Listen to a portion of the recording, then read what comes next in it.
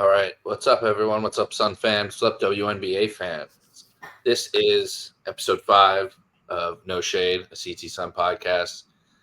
This is our WNBA 2025 predictions and for standings and awards.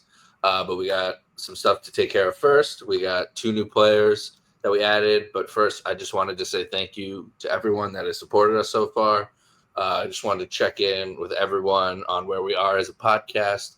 I just wanted to say I genuinely get excited to do this every week and check Instagram every day for the No Shade account. Go follow us. We're at this is our 5th episode. Like I said, we've been doing this since February 5th, and probably a little earlier. I started the Instagram account to gain a little traction before we did our first episode. At this point, I was really expecting to still get little to no views because it's hard to gain viewership. We're not anybody. Nobody knows who we are. Our opinion doesn't mean anything really. We're just 2 basketball fans and friends of each other. So to expect people to want to listen to us is not. We don't have. We're not expecting anyone to want to listen to us. So to anyone who does, we're greatly appreciative. So thank you for anyone who does want to listen to us. To have anyone who is listening to us at this point is more than we expected, or at least I expected. Maybe Joe had higher hopes for us.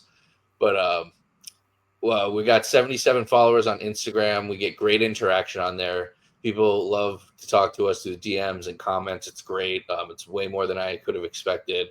Podcast apps. We got 74 all-time downloads. We have 4 episodes already up there. We'll have 5 by this time, but I won't obviously know the stats yet because we're recording it now. But all of them, including last week's, have 11 plus all-time downloads. We're in 9 plus states. I don't know if I've told you that, Joe. No. Where I'll tell you. I could tell you the states later. I don't have it on me now, but we're a lot of one downloads in random states. So I don't know how we're getting there, but we've at least reached one person in a couple states. With more views on YouTube, we're getting all of our videos have some views. No videos are out there with nothing, which is good. I've definitely uploaded a lot of videos on different channels over the years, and it just sat there with nothing. I've done podcasts that have downloads with nothing. And we've gotten a couple of views with 100 views each. Our Rhea Marshall reaction video got over 100 views. So that was good. We're at over 400 total views on YouTube, 36 total watch hours, and we have only 11 subscribers. So we need you guys to subscribe to us on YouTube if you're not. Hit the button. Yeah, hit the subscribe button, please. This is also why I wanted to ask them. We really wanted to push our YouTube. We want to do more stuff on YouTube, especially when the season comes. The first game we're doing a vlog. We're gonna be there, day in the life, whatever you want to call it. So yeah, please subscribe to us on YouTube. That'll be fun. We'll do stuff on there, and yeah, so we want that to grow. And if obviously on Apple Podcasts, Spotify, wherever. You can download us there as well. So, yeah, Joe, if you have anything to add to the fans and what your experience has been we're 5 episodes in. This is anniversary number 5. Yeah, no, it's been fun so far. I mean, I wasn't really sure what to expect when we started. I mean, I would say I use Instagram probably most on it out of everything. You watch YouTube as well, but I think, part of it is that people are growing closer to the game, the girls' game and everything.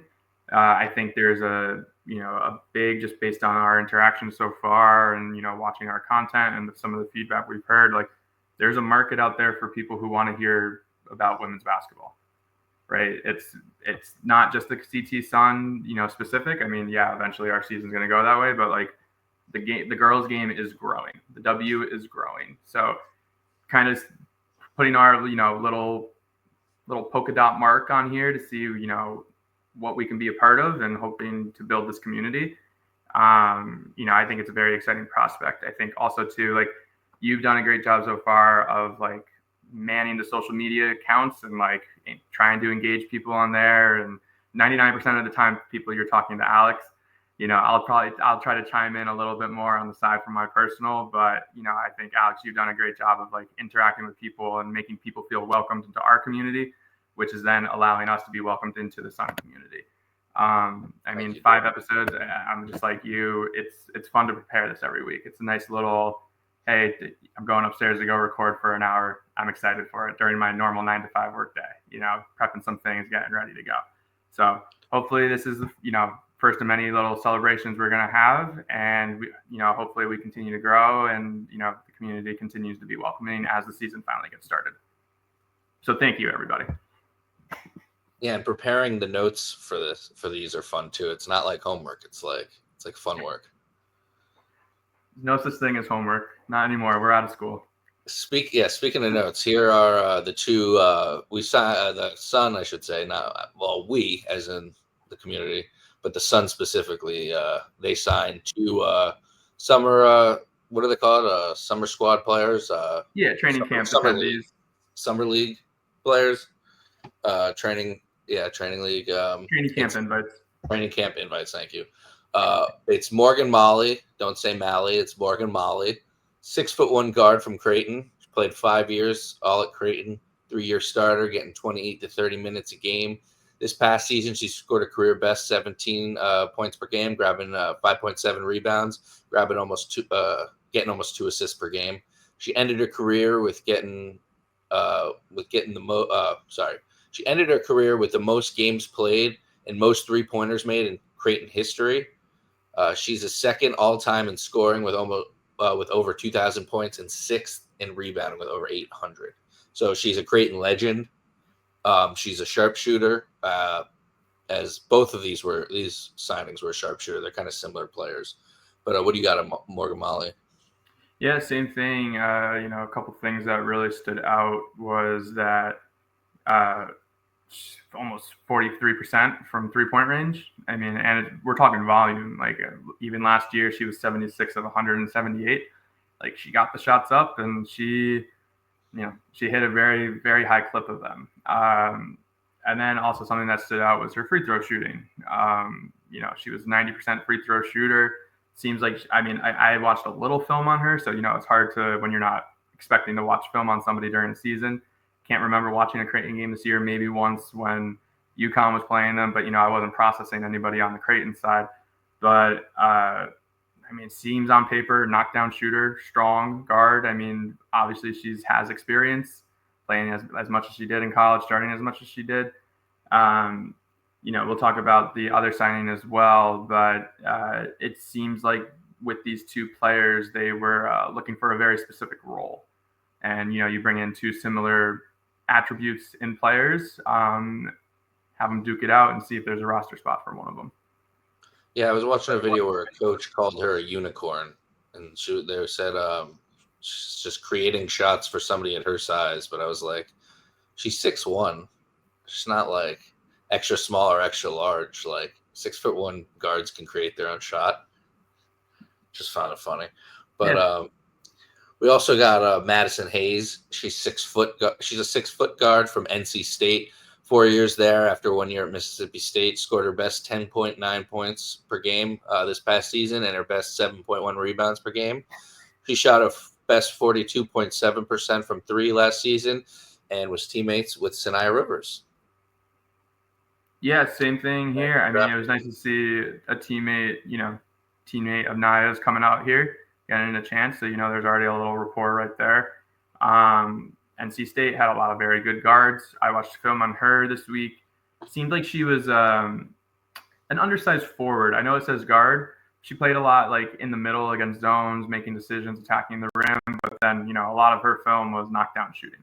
The 7 rebounds a game as well shows that she's tough. Seems like we talked about in previous videos, Connecticut might have a style of player they're looking for. Looking at the roster as constructed right now, outside of Mabry, how many really like knockdown shooters can we really say are on the roster that we know of? A lot of these training camp invites, as we'll talk about, future episodes before the season, like you're trying to fill roles. If there's 12 roster spots on a team, 11 roster spots, like you don't need 12 people who all do the same thing, right? You gotta have a little variety. So, I mean, she seems like a versatile player from her college tape. NC State was a very successful team. Again, we like volume shooters in this new age of basketball. So she shot 57 of 138 last year. And that was on a loaded team with a lot of scoring guards, right? 2 went in the first round in this year's draft. And again, she's in the 80s for free throw shooting. So I said it before, I think Connecticut was looking in the market for shooting in some capacity, whether, they both make it, one of them make it, they duke it out. It seems like this was a specific they were looking for a specific player to target for these training camp invites. Yeah, and our next episode, we it's not going to come to you on a Thursday. It's actually going to come on a Saturday, I believe. It's going to be our reaction to the preseason games and our 12-woman roster prediction. I was doing a little research for that. I was doing a little scouting. I was looking at the roster basically, and writing down who I think could make it. I was doing my categories of locked.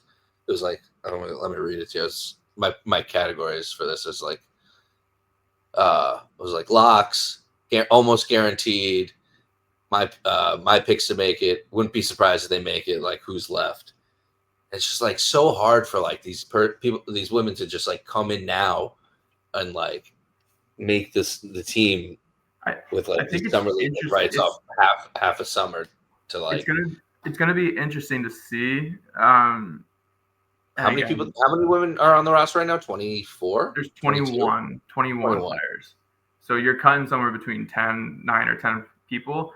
I mean, and we have a lot of women on the roster with like no WNBA stats from the last couple of years that have like 3 years experience, 2 years experience, 1 year experience. Right. It's the land of opportunity, but like, and again, we'll get into deeper context, but I'm interested to see how the roster shapes up and, how many people actually play in these,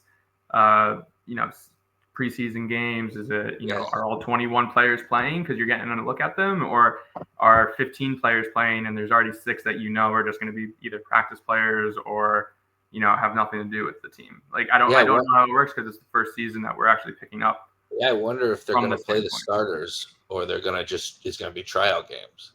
I mean, there's 2 games, so I got to assume they're going to play at least one. Yeah. But we'll see.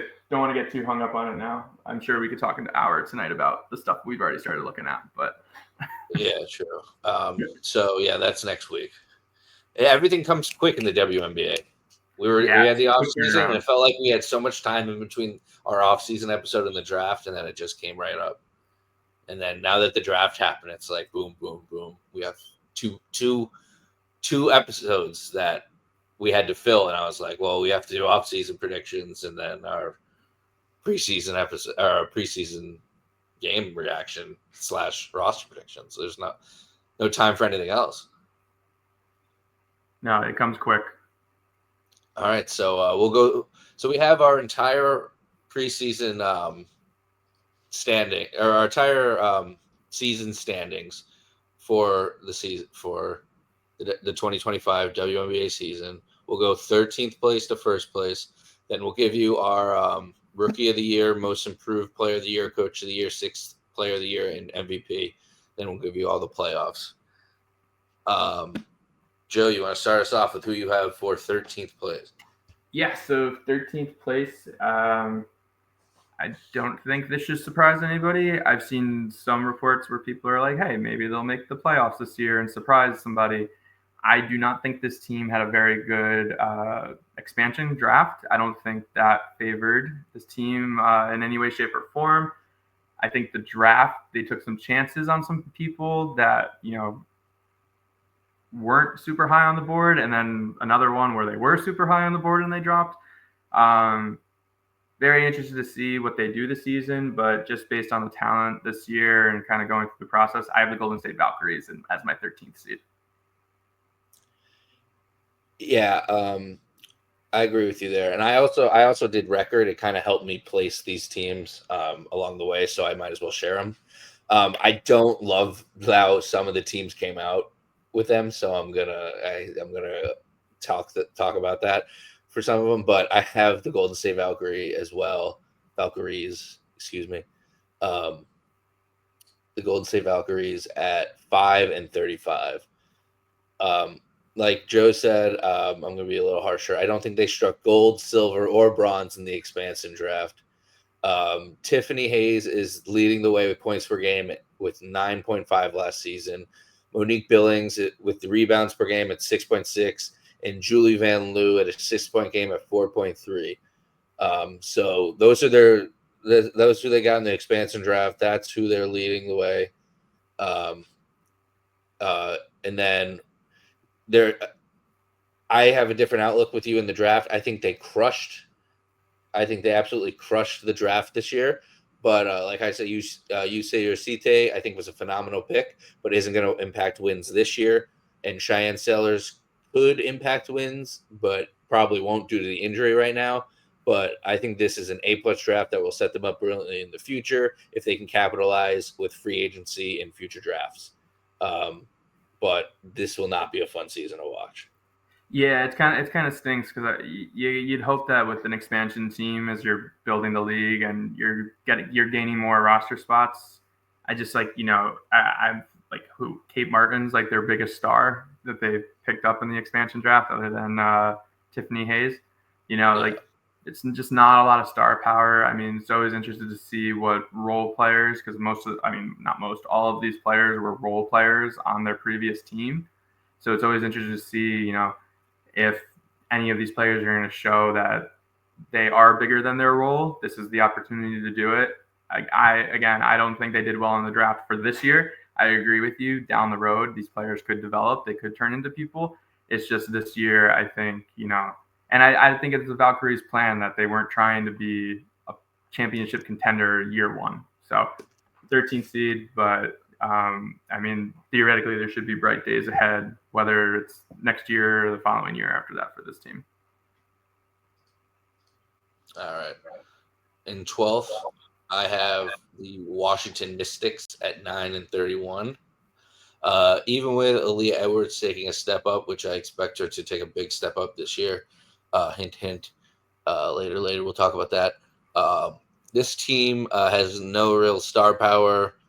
No experience outside of Stephanie Dolson and Brittany Sykes in terms of just like years in the league and playing in the league.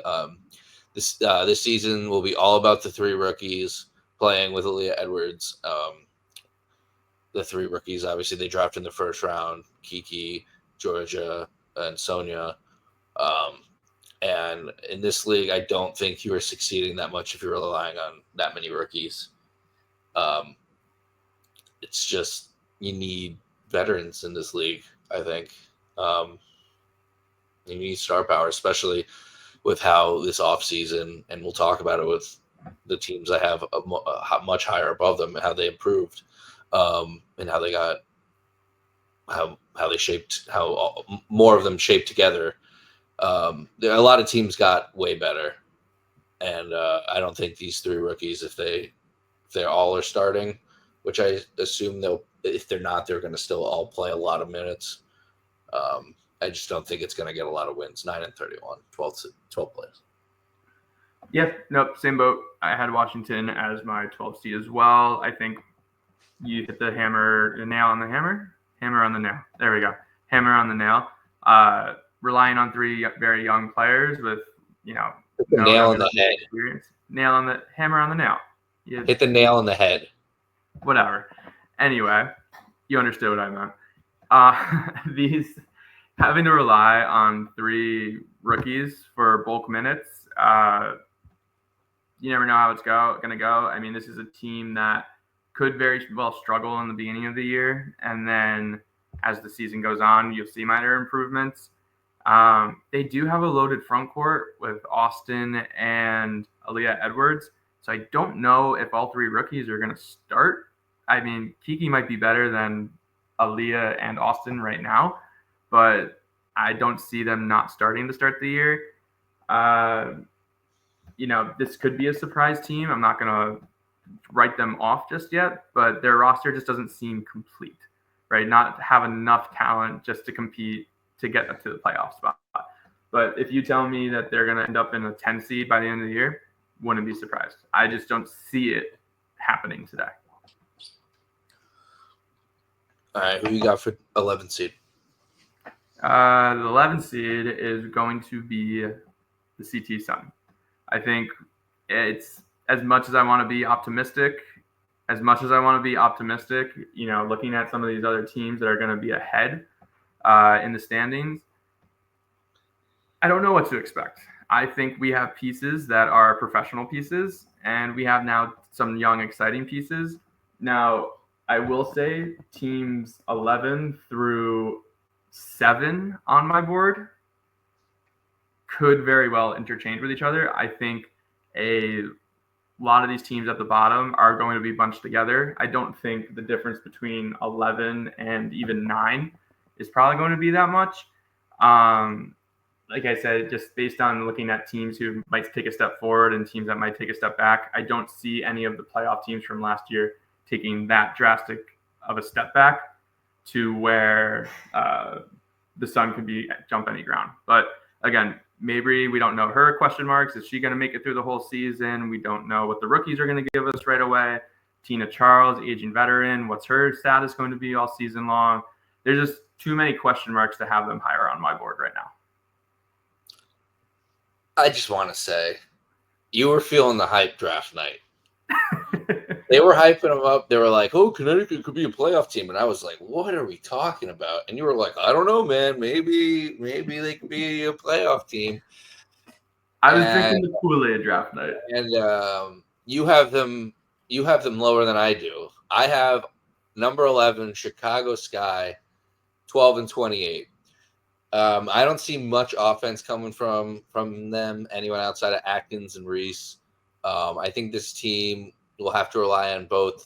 I'm calling her Sivka. I'm seeing a lot of people call her Sivka. I still think it might be Siuka. I don't know.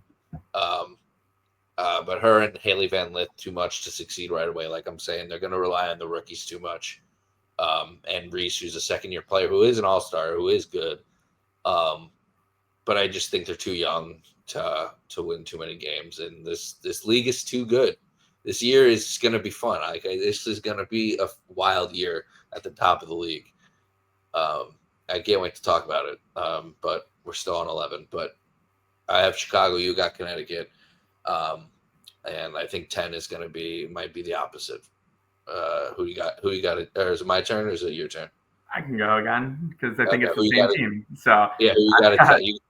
I've got Chicago at 10. I gave Chicago the slight edge. I agree with you. I think losing, you can say what you want to say about her off the floor. Kennedy Carter did average a lot of points for them last year. They have to replace those points somewhere. Is Haley Van Lith, taking over that leading scoring role? No, but I do think they still have one of the best front courts potentially in the league, young front courts. Interesting to see how Cardoza develops because she was very foul prone last year, which normal, is normal for rookie bigs in a new league as they get used to the physicality, they get used to the guards. So I'm interested to see her development.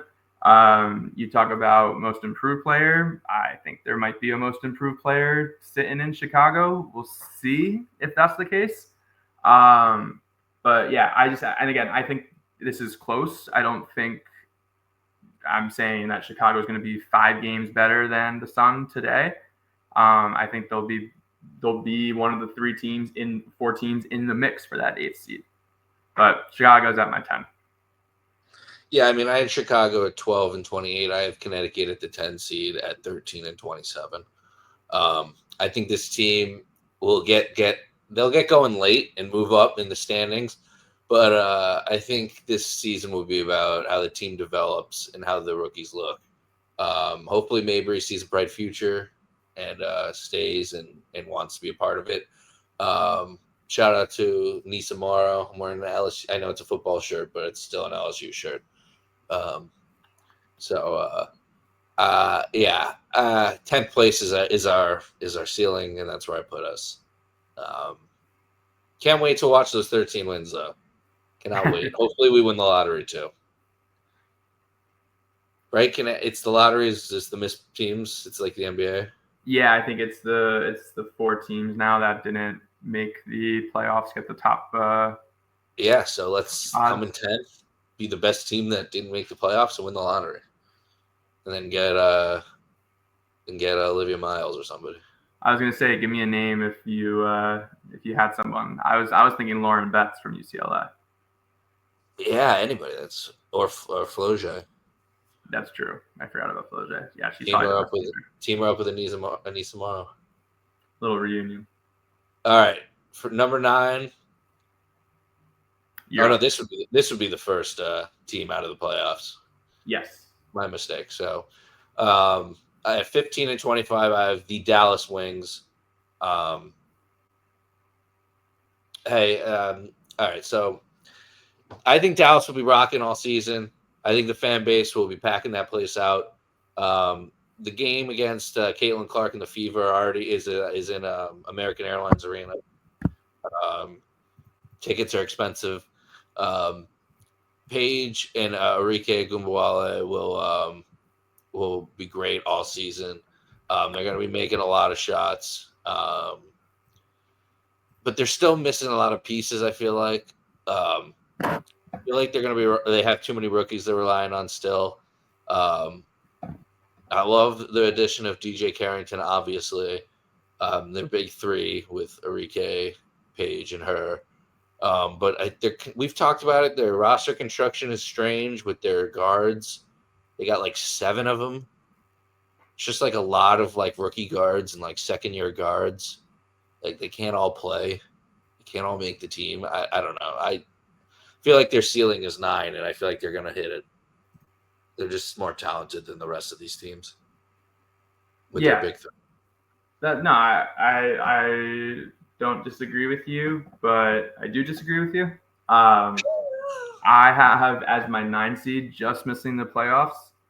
I have Atlanta Dream. If I'm make sure I got that right. Right? They're the Dream. Okay. Yeah, they are. So they were the 8 seed last year. Their roster is a little interesting.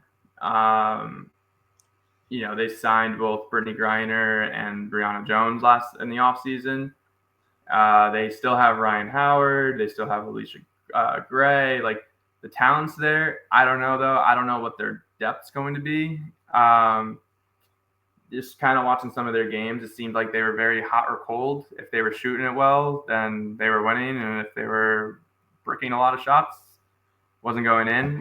We talked about they really needed a shooter in the draft. They got Pow Pow, but I still think that roster, with all the bigs, might be incomplete. Now, don't get me wrong, they're going to be pretty good defensively. I just don't think they're going to have the firepower to consistently keep up with some of the teams above them. All right. Who you got at 8? Making the playoffs. Sneaking into the playoffs, going from the number 1 pick to getting into the 8th seed, I have Dallas Wings. I do think the addition to Paige really helps that roster. They do have a lot of guards. Who knows if all these guards are going to make the roster.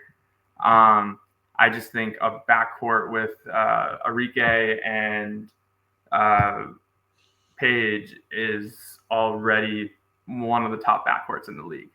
So having the 2 of them together, I think they're going to win you some games based on their talent alone. I think Paige is going to take a page out of Caitlin Clark's playbook as a rookie and is probably going to also average somewhere between 6 and 8 assists a game. I think she's going to be able to find her teammates. I think that offense is going to unlock itself. But they are an injury away from being back down in the lottery. Like their roster is not that deep, right? So I'm relying on Paige having a full healthy season where she's the best rookie in the league. Spoiler alert. And Arike continuing to be herself of being an all-star and, one of the top shooting guards in the league. All right. So not that different. I think this is where we get very different because for my number 8, I know you are very high on this team. I have the Los Angeles Sparks sneaking into the playoffs at 18 and 22. They can score. They can score really well with They got Rakia Jackson, Derek Hamby, Odyssey Sims, Kelsey Plum now, all over 13 points per game. They drafted one of my favorite picks, Sarah Ashley Barker. They got Sanaya Fagan, who's really good. They can come. Those two can come into play all season. Fagan can come into play before Brink comes back for a playoff push.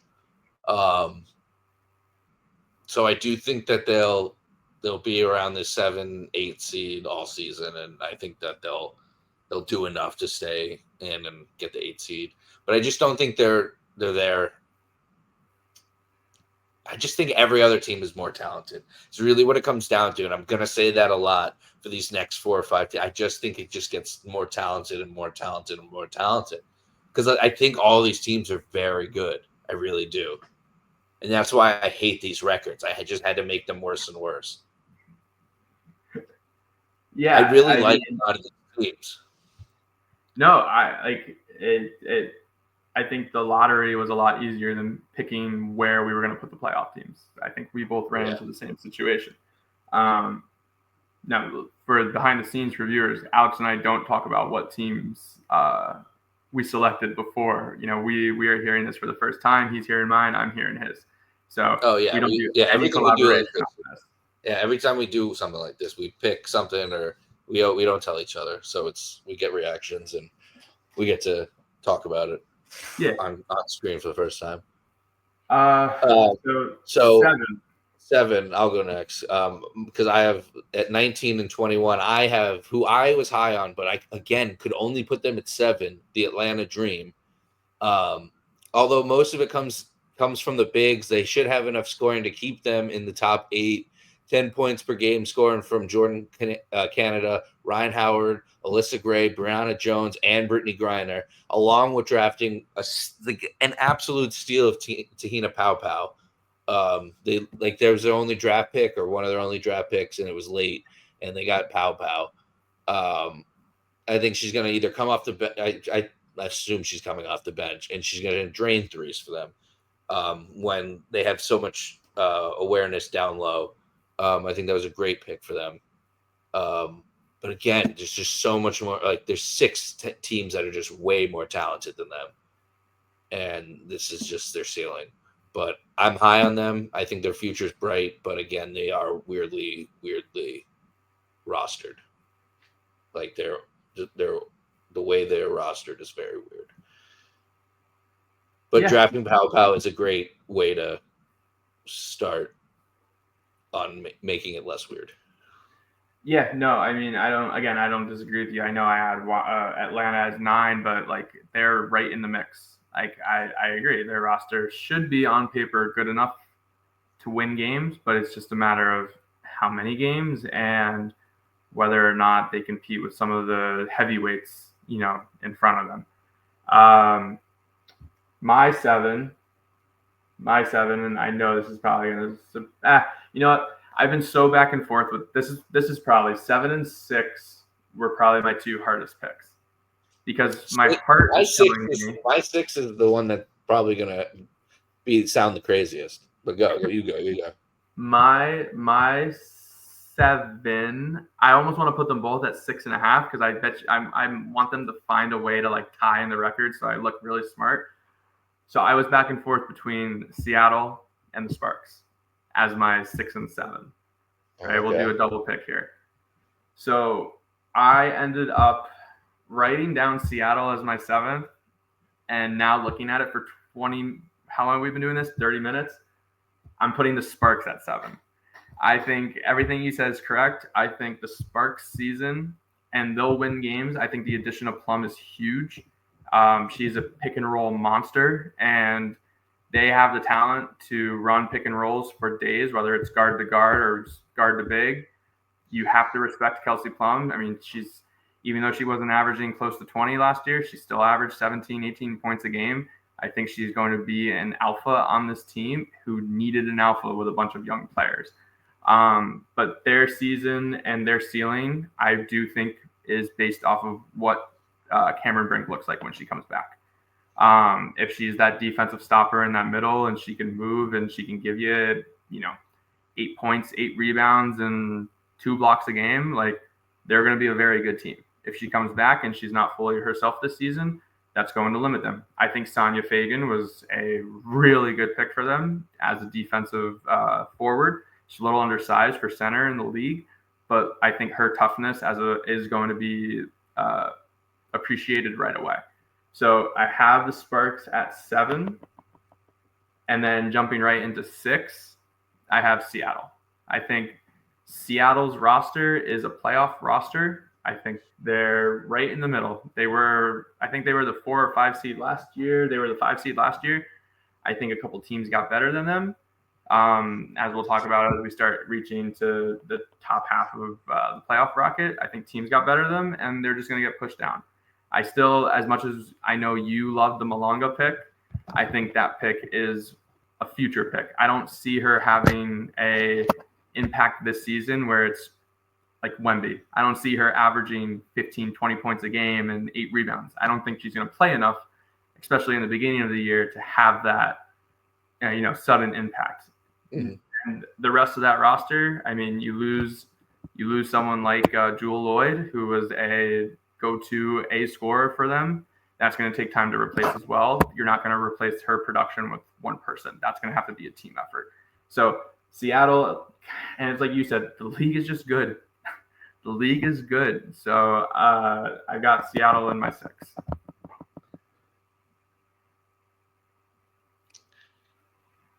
Call me crazy. I have Las Vegas Aces in my 6. Get out of here. I knew that's where you were going when you said I have them at 20-20, but that's just where the record's held. They lost a huge piece in Kelsey Plum. Julie Lloyd is a really nice addition, but I don't think it's nice to keep them up with teams above them. They have the best player in the league, which should I have at least win them 20 games. I'm just looking at their roster, and I'm not like impressed anymore. They're aging. It's like really just it's Jewel Lloyd and Asia. Ooh, don't sell them that short. I know, but like it just felt a lot more intimidating last year. And they didn't win at all last year. No, and like because I can jump ahead easy because I have Vegas as my 5, so not too much of a jump from you. But I think this season for Vegas comes down to what Chelsea Gray and what Jackie Young look like. They were both injured for good portion of the season last year. I think that's a little bit why you saw Vegas drop from a top 2 seed previous year championship contender to what they are, what they ended up being.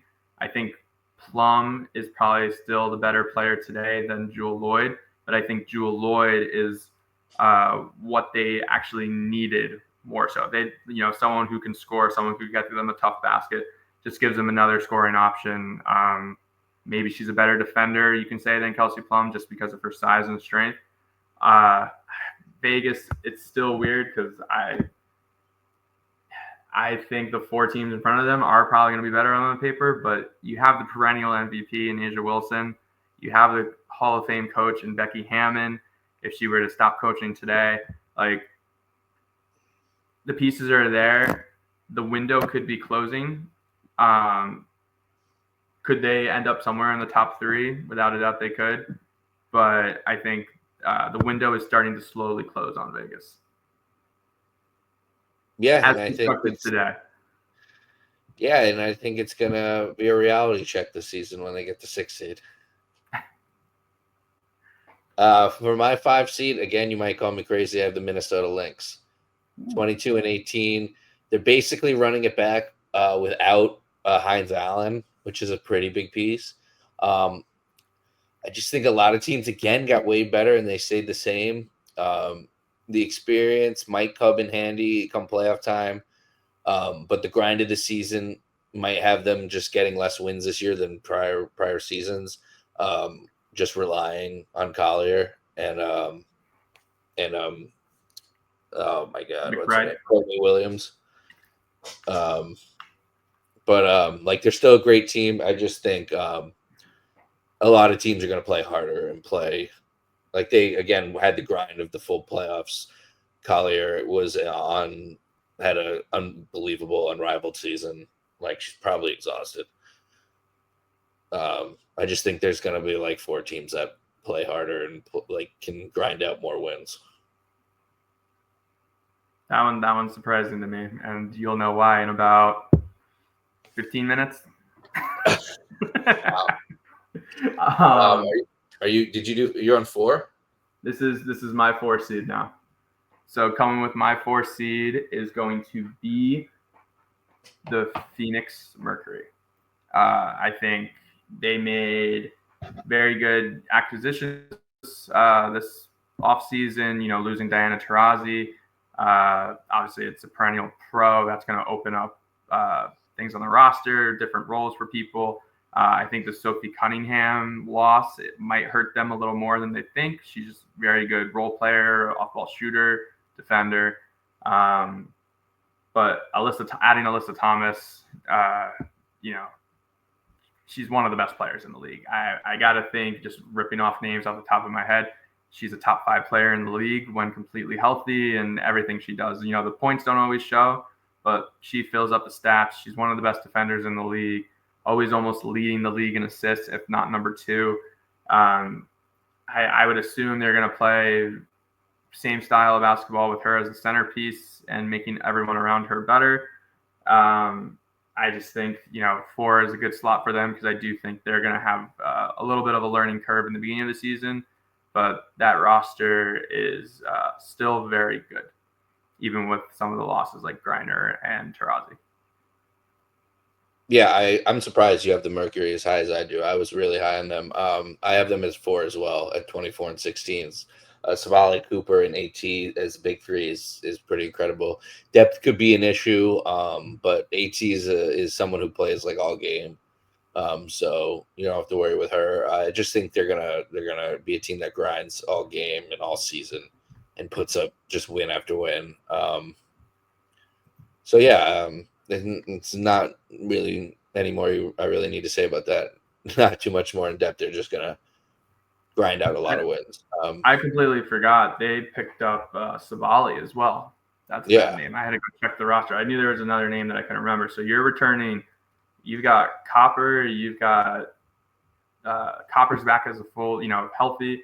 Savali and Alyssa Thomas. Like it's a really good big 3. Yeah, exactly. So I got a question for the rest of the roster. All right, so at number 3,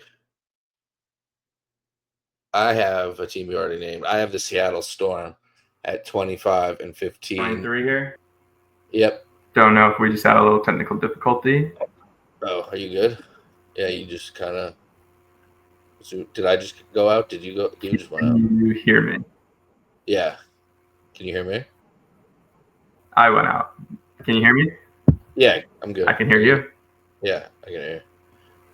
All right. We're good. Yeah, all right.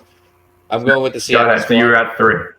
Yeah, I'm going with the Seattle Storm for my 3rd seed, 25 and 15 on the season. I just think they're going to be like the Cavs or insert whatever team plays the hardest throughout the season.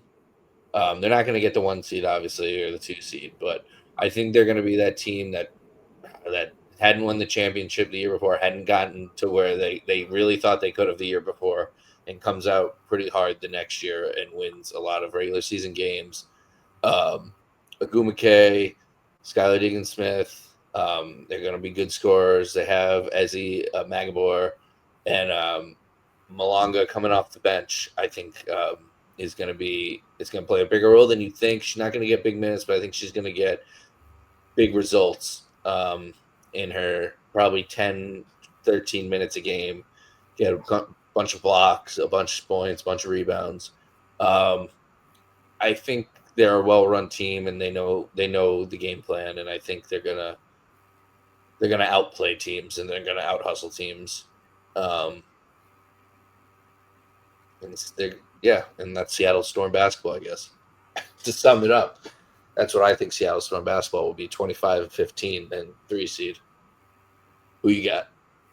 As my 3, I have the Indiana Fever. I think they've retooled their roster around Aaliyah Boston and Caitlin Clark and Mitchell. Don't want to forget Mitchell. They do have a nice big 3. I think they added a couple great role players with Joanna Bonner and Sophie Cunningham. Lexi Hull's still there. So like they have the roster. I'm just interested to see how well that roster gels immediately. Is there going to be a little bit of a curve with them? Is it going to be, is Kelsey Mitchell going to shoot the same way she shot last year? Is, Aaliyah Boston going to take the next step? I think, just seeing Caitlin Clark, because she's always on TV, she looks a lot stronger. You got to think she's been working out like a fiend. I just have them at 3 because I think the 2 teams in front of them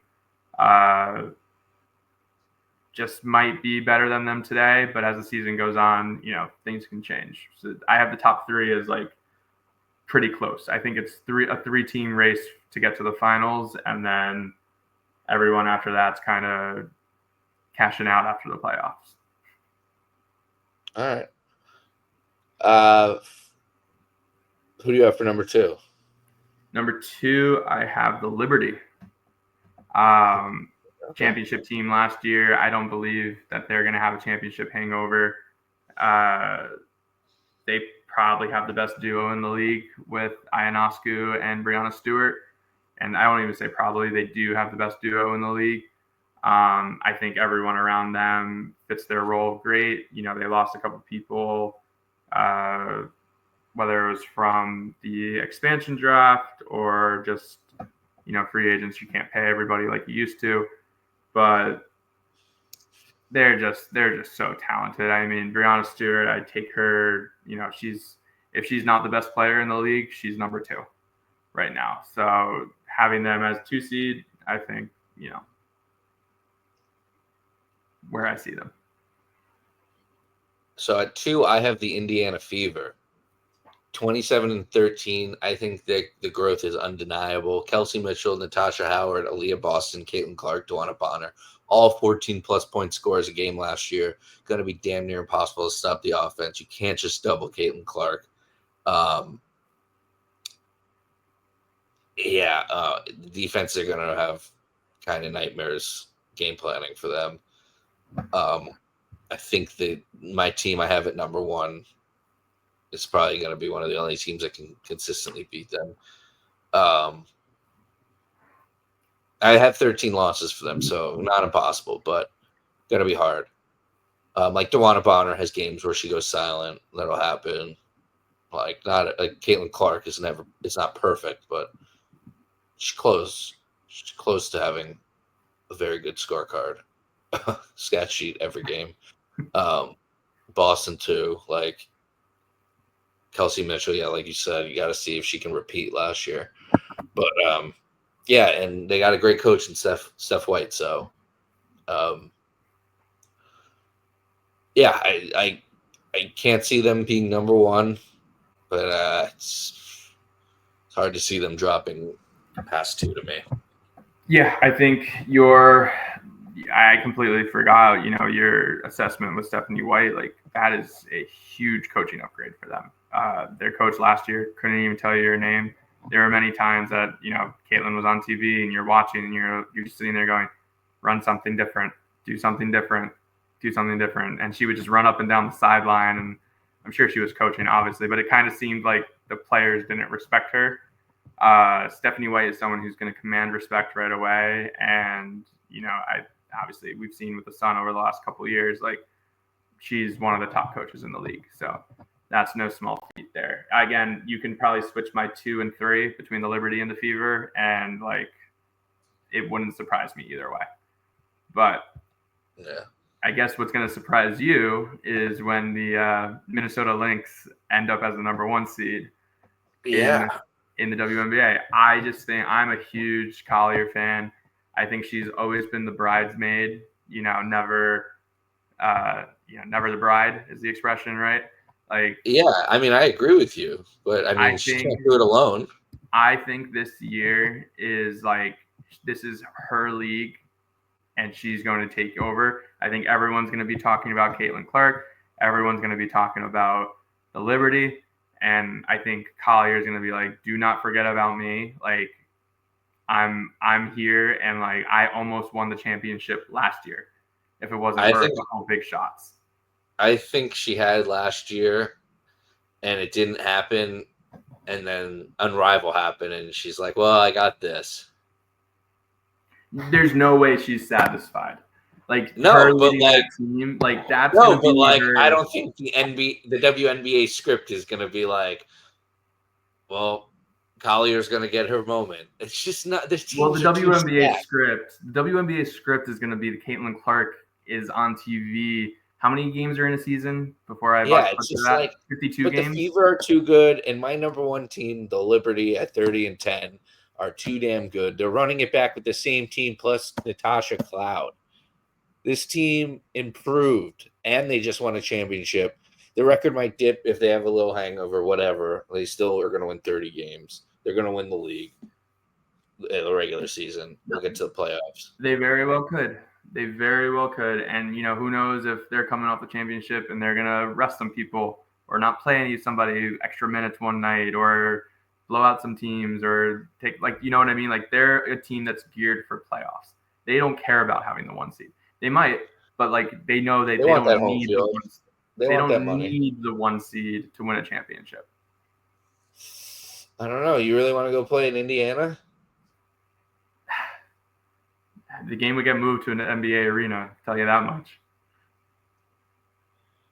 Yeah. I mean, Brooklyn, isn't it in an NBA arena? Yeah, that's true. Brooklyn is. They play. All right, so go through without explanation your 1 through 13 real quick. So I've got Minnesota at my 1, Liberty at my 2, Indiana at my 3, Phoenix at my 4, Vegas at my 5. I ended up switching it, right? So it was Seattle at my 6, the Sparks at 7, Dallas at 8, Atlanta at 9, Chicago at 10, the Sun at 11, Washington at 12, and the Valkyrie at 13. And I had Liberty, Fever, Storm, Mercury, Lynx, Aces, Dream, Sparks, Wings, Sun, Sky, Mystic, Valkyrie. All right, moving on to awards. Rookie of the Year. Do you have you already kind of spoiled it. I'm guessing you have Paige. I do have Paige. I think her impact on Dallas is going to be big. And, you know, if they're making the playoffs and she's a big role in doing that, it's very hard to deny her Rookie of the Year. Yeah, there's a lot of rookies. Since we covered the draft, I wanted to like pick and shout out Malunga. I didn't because she's definitely coming off the bench, but I do think she'll have huge impact. Pow, I think will have huge impact. Kiki, Amor, and Citron, I think will all have big impact, but it'll be split between the three. So I don't think any of them will have chance to win the award. I'm trying to think if there's anyone else. Sarah Ashley Barker could, just because that was my pick to be steal the draft. But I am picking Paige Becker. She's just going to play so many minutes and play with Enrique, and it's going to be incredible. And the media is going to be all over it. Like she's a star in the making. In the same way, she's going to bring a lot of eyes to the league. Yeah, she'd have to get hurt for it to not happen. Most improved player, who do you have? I have Angel Reese of Chicago. She was one of the top rookies last year. I just can't see. I mean, I know we talked about that, like Caitlin Clark was the favorite. I can't see them giving that to her. That's kind of like, I mean, Caitlin would have to average like 30 points a game. Like, it's not like, I mean, she was averaging I think she averaged 20 last year, if not close. And like, yeah, Angel Reese was an all-star, right? Yeah, Angel Reese was an all-star as well, but like, there's the memes out there of her not finishing layups or bricking layups, whatever. Like, if she takes the next step, starts shooting jumpers, hitting, and she continues to get 13, 15 rebounds a game, like, she's one that I could see, if she ups her averages to 17 and 13, very hard not to give that to a player like that. All right. I went with Aaliyah Edwards. Mystic just added 3 big players. Get some pieces to get attention away from her. She was averaging single-digit points. I think it was 7 point something. If she could up that to 12, that's a big jump. Get her rebounds up. Get all the stats up. She's a big name. Came from UConn, obviously. People know her. She's got a great look with the hair. So her popularity, people know her. Just get her face out there and a campaign for most improved player. And maybe the media will give it to her because she could deserve it if she gets those stats up because she's a great player. Coach of the year, who do you got? Coach of the year is going to be Stephanie White. I think just Indiana jumping from a 6 seed to a potential top 3 seed. If the season goes how they plan, I just don't see, they're the team I have making the biggest jump from a playoff team to a championship contender. High expectations for them. If she's leading the way as the coach, and if they have a great season, would only make sense that she would get Coach of the Year. Yeah, I wanted to give it to Nate Tibbins from Phoenix, but yeah, Stephanie White is the only. It's gonna be them. He's the leader in the clubhouse. They had the biggest off seasons. They're probably gonna have the biggest jump in standings. It makes sense. 6th player of the year. This is a tough one because there's no. All the depth charts that are out don't seem to be correct. The odds had Marina Mabry as one of the odds-on favorite to win it, which I assume she's starting for us. If she's coming off the bench, then I don't know what's happening. Who you got? I have from the Liberty, and it's depending on who's starting and who's coming off the bench, Leonie Fibeck or Lainey Hamilton. They both started some games last year. I know Lainey Hamilton got injured for a little while. So depending on who is coming off the bench, I'm probably leaning that way for our 6th man of the year. 6th player. So we'll go with the Liberty team award. For my 6th player of the year, I'm going with a rookie. Like I said, I think she'll dominate off the bench. Dominique Malunga.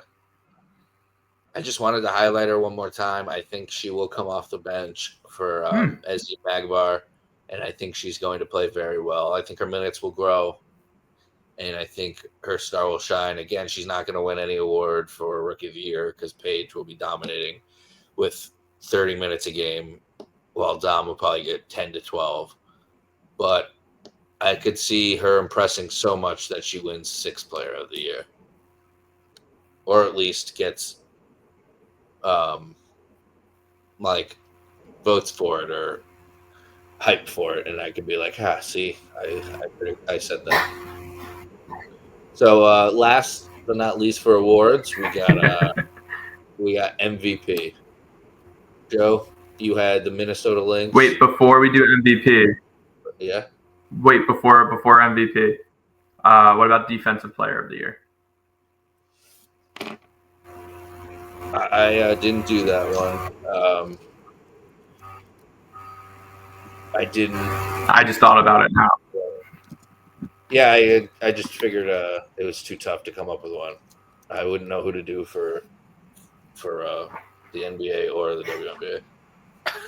Got it. So I have Nafisa Collier as my Defensive Player of the Year. I think she guards both bigs and forwards, and she's one of the best defenders in the league. But figure give her one more shout out as well. Hold on. Keep talking about her. Well, I kind of wanted to give her MVP as well, but I couldn't convince myself to give her both awards. So I was like, if I'm going to give her one and not the other, it's going to be Defensive Player of the Year. Normally, it's like Asia Wilson. Who else was in there? Normally it goes to a big, but I think Nafisa is going to have a monster season for the Minnesota Lynx. Defensive Player of the Year odds: Asia Wilson, Nafisa Collier, Brianna Stewart, Angel Reese, Ezzy Magabor, Cameron Brink, Aaliyah Boston, Brittany Griner, Skylar Jenkins-Smith, Alana Smith.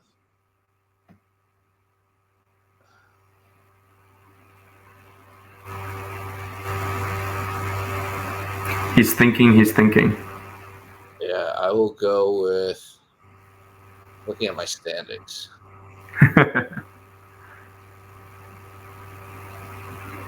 I'm surprised Stewie's that high up for Defensive Player of the Year. Yeah. Maybe the shot blocking and steals with the length. I don't know. You don't normally think of her as like lockdown defender. Fuck, I got nothing. I got nothing cool. Just pick Asia Wilson.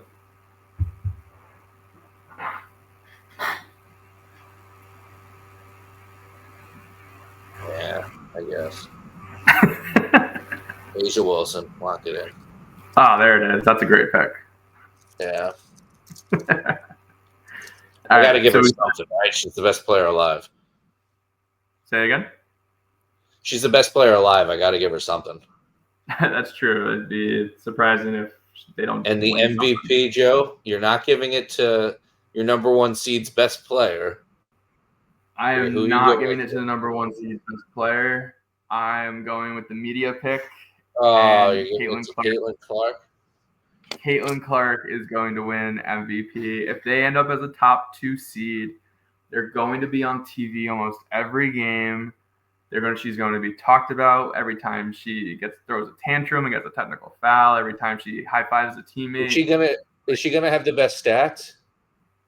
I mean, if she improves on last year's stats and she's like 25, 10, and 7. Is she gonna have the best stats? I think so. Oh, okay, then she deserves it. Yeah, I think Who cares?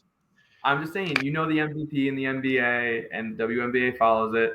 It's a media thing. It's who has the best story, who has the best. But if it's like a Ohtani media thing where it's like they act like he's better than Judge when he's not. But like if she actually has the best stats, I could care less. Like good for her if she wins the MVP. But if like my MVP, Brianna Stewart, has better stats, and they give it to Caitlin Clark, I'm gonna be pissed. My pick is really understandable. Stewart, number 1 seed, Liberty. They're going back. They had the 1 seed last year, right? The Liberty. They're going back-to-back 1 seeds.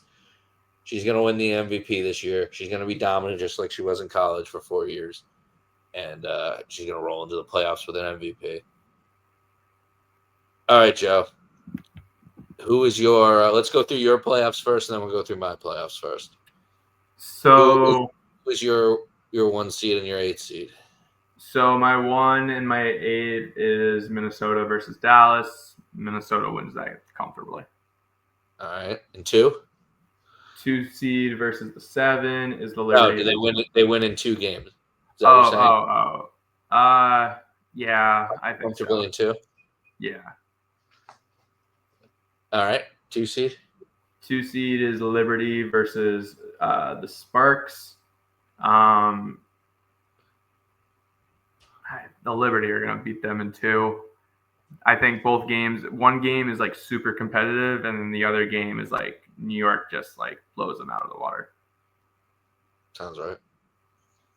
Then I have 3 versus 6, which is Seattle versus Indiana. I would probably say Indiana in 3. I'm going to respect Seattle and say they got a game.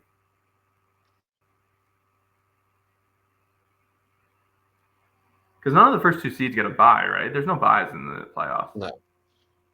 There's no byes. Okay. And then the 4 versus the 5. Huh? Write these down for the record. Okay. I'll make sure I do. And then I have Phoenix versus. Post them on Instagram. Yeah, no, I can do that. Phoenix versus Vegas, 4 or 5 matchup. Probably goes 3. And I'm probably taking today. I'm taking Vegas in that matchup. Talk to me in 2 months when they actually play each other. Yep, but this is the preseason predictions. I know. I'm gonna have Vegas squeaking by in 3 games. All right. Then I guess second round matchups would be Minnesota versus Vegas. I have Minnesota beating Vegas probably 3 games. And then I think what is actually going to be a crazy second round matchup, Liberty and the Fever, explosive 3-game series. I could see both teams winning, but I'm going to pick the Fever to make the finals versus Minnesota. Okay. And then in my finals, I have Minnesota Lynx defeating the Indiana Fever in 3 games. And Caitlin Clark has to wait 1 more year to get her first championship ring. Wow, you think they beat them in 3 games?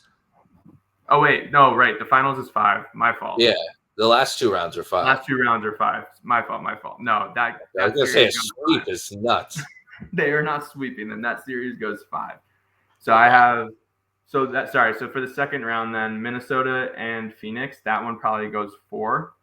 Or Vegas, that one goes 4. And then Liberty and Indiana in an awesome series, that one probably goes 5 as well. Okay. That makes sense. And then Nafisa is my finals MVP. All right. Been a storybook season for her.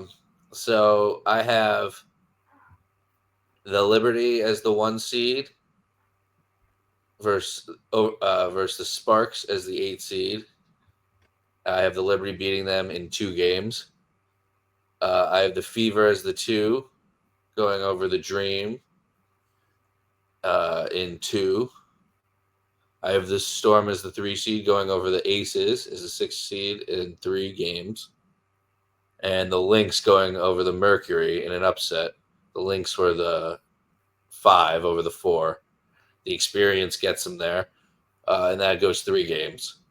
Then I have the Liberty beating the Lynx in 4 games, and the Fever beating the Storm in 5 games. And then this is the 3rd year in a row that this is the 1 versus the 2 seed in the finals. And we get the Liberty over the Fever in 4 games. And the MVP of the finals is none other than Tasha Cloud. It was Jonquel Jones last year, and now it will be Tasha Cloud this year. It was when you We'll put that much focus on the best players.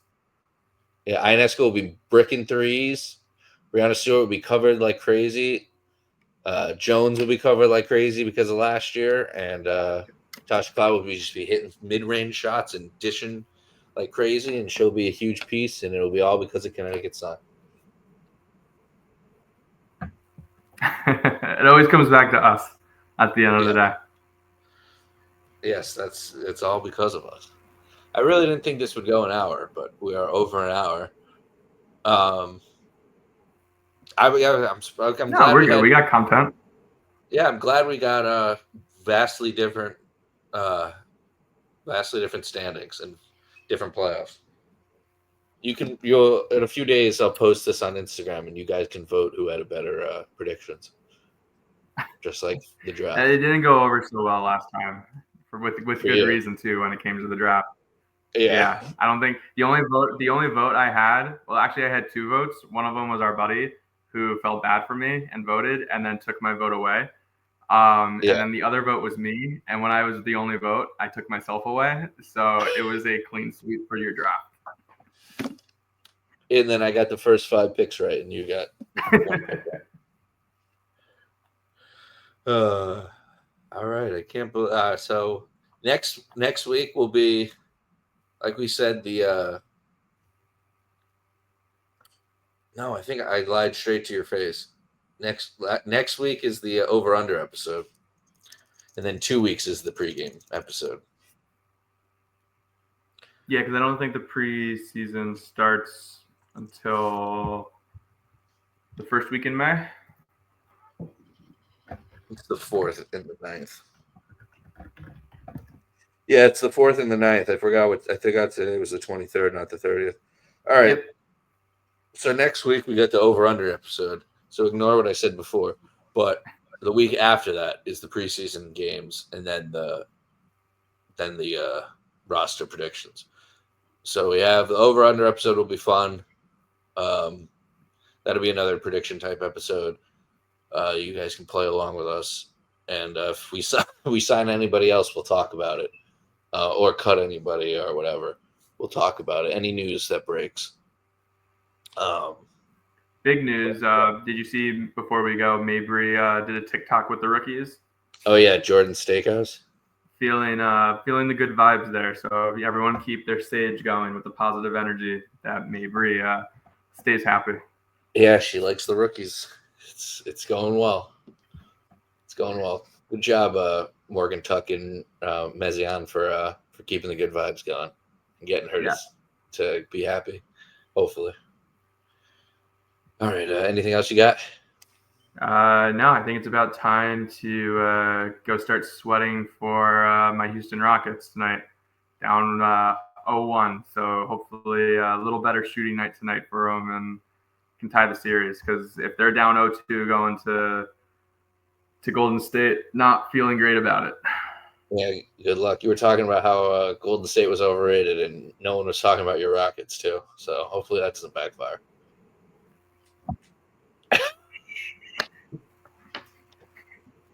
It took Fred VanVleet shooting 11% from three-point range for them to lose. Jeez, that's brutal. But enough about the NBA. This is all about the W. Thank you guys. Again, thank you for the support through 5 episodes, and tell your friends about us. We're just a couple of crazy kids who love basketball. Yeah, here's 500 more. Peace out.